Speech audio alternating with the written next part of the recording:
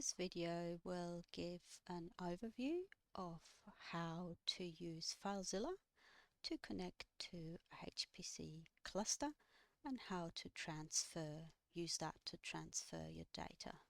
So we're going here and we're going to open FileZilla.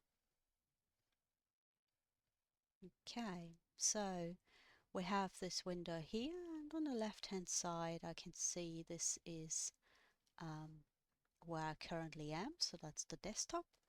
And now if I want to connect to a HPC cluster, I have to give it the host name.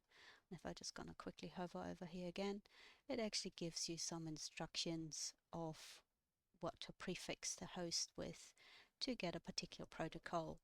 The majority of HPC clusters will expect sftp, but there's an easier way of doing this. So for now, I'm just going to give it the host name, and that is flashlight.rcc.uq.edu.au. Then the username, uq password,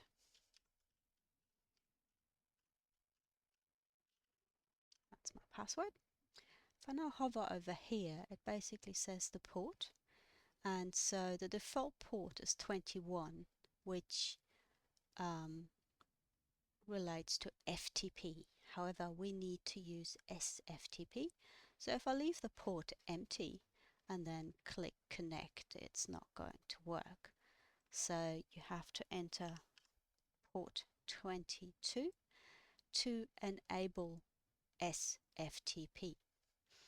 And if we now click quick connect, it's telling me it's connecting to Flashlight using this username, and now hopefully the connection will establish very soon.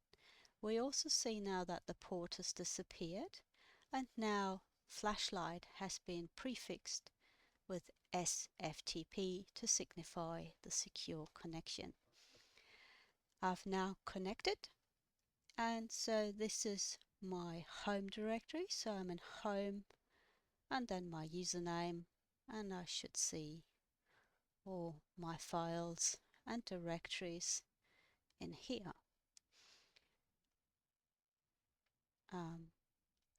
And so how do you transfer files? Just going to scroll down and find one I can transfer.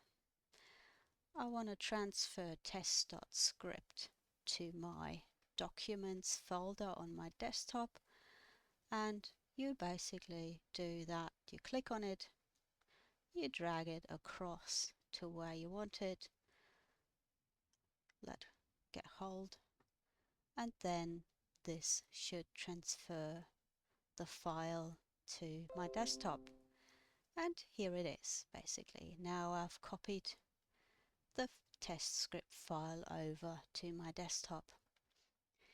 The majority of HPC clusters will give users a home directory.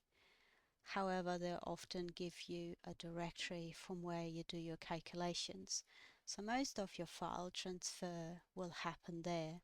And the easiest way to change the directories instead of clicking your way through here is to actually type it directly in here.